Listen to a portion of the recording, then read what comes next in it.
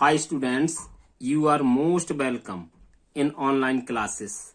Today we shall study the poem Dust of Snow of Robert Frost from the book First Flight about the poet. Robert Frost is regarded a famous American poet.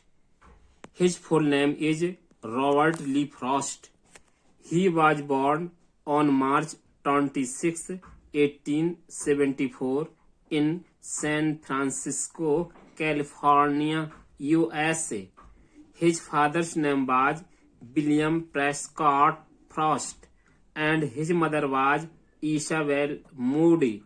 He died in Boston at the age of 88 January 29, 1963. His main works: A Boy's Will, North of Boston, Mountain Interval, New Hampshire, West Running Brook, A Further Range, A Witness Tree. Students, dust of snow का हम इसका central idea देखेंगे in English. The poem expresses the significance of small things which changes one's attitude और views. The poet is sad and sitting under the hemlock tree. Then suddenly a bit of snow fell on the poet and changes his mood from gloom to happy. The rest of his day saves and he is avoid to regret. Students, dust of poem का हम outline Hindi में देखेंगे. Students, यह कविता प्रकृति की छोटी छोटी चीजों के महत्व के बारे में बताती है. प्रकृति सब कुछ ठीक करती है, चाहे वह भयानक मनोदशा हो या बीमारी. जैसा कि इस कविता में दिखाया गया है कि कभी दुखी मनोदशा में होता है और हताश होकर हेमलॉक पेड़ के नीचे बैठ जाता है. तभी एक कौवे की हरकत से उस पर कुछ बर्फ के कण गिरते हैं और बर्फ की ठंडक से वह प्रसन्न हो जाता है और उसमें ताजा एहसास भर देती है वह बर्फ, और कभी निराशा से अपने दिन को बचाता है. इस तरह यह जो लघु कविता है डस्ट ऑफ स्नो हमें यह संदेश देती है कि जीवन में कुछ भी छोटा नहीं है. यहाँ तक कि प्रकृति की तुच्छ चीजें हमारे जीवन में सकारात्मक बदलाव ला सकती हैं. स्टूडेंट्स, डस्ट ऑफ स्नो का हम हिंदी वर्जन देखेंगे.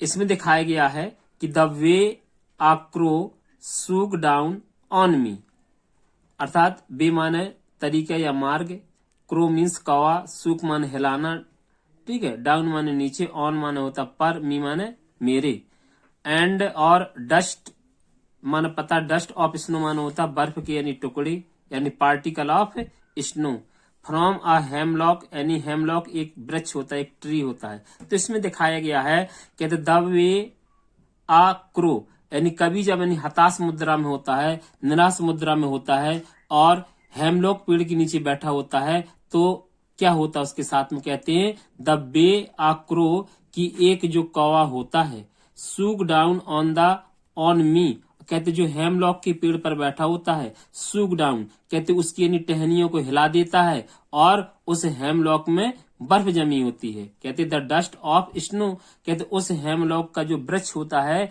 उस पर यानी पार्टिकल ऑफ स्नो जो होते हैं, बर्फ के जो टुकड़े होते हैं वो कभी के ऊपर गिर जाते हैं. यानी कहां से? From a hemlock tree, hemlock वृक्ष के यानी से कभी के ऊपर बर्फ के टुकड़े बदल जाते हैं. और कभी का जो हताश मन होता है जब वो बर्फ के टुकड़े गिरते हैं तो अच्छा महसूस करने लगता है. तभी यानी कभी सोचता अरे प्रकृति की छोटी छोटी चीजें किस प्रकार से हमारी मनोदशाओं को बदल सकती हैं. और नेक्स्ट स्टेंजा में क्या दिखाया गया स्टूडेंट्स?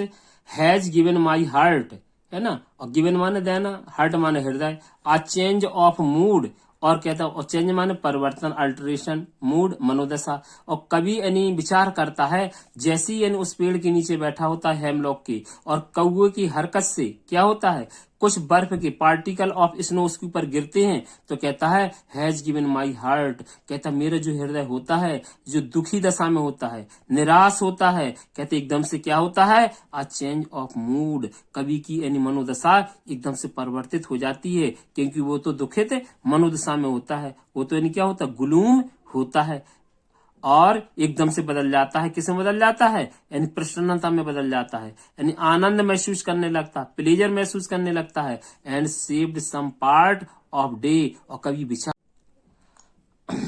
और इस तरह से दिखाएगा कि वास्तव में कवि के जो हार्ट होता है वो क्या होता है, जो दुखी होता है वो चेंजेस हो जाता है, काहे में प्रसन्नता में उसका मूड बदल जाता है, और कवि जब थिंक करता है एंड सेव्ड सम पार्ट, कहते जो उसका दिन का जो शेष भाग होता है डे का, कहते जो यानी वो क्या होता है बच जाता है, किससे बच जाता है, निराश होने से बच जाता है ना, कहते आई हैड रूड, रूड माने निराश होना या दुखी होना, निराश होने से कभी क्या होता है। स्टूडेंट्स कुछ क्वेश्चंस आप छाटेंगे फर्स्ट स्टैंजा से कि who is the poet of the poem, दूसरा है where was the poet standing, कवि कहाँ खड़ा था, who was sitting on the tree, पेड़ पर कौन बैठा था, where does the particle of the snows fell, और बर्फ के टुकड़े कहाँ गिरते हैं, find out rhyme words from the stanza, और राइम वर्ड्स यानी जो लयबद्ध शब्द होते हैं उनको भी इससे छाटना है। Thanks students.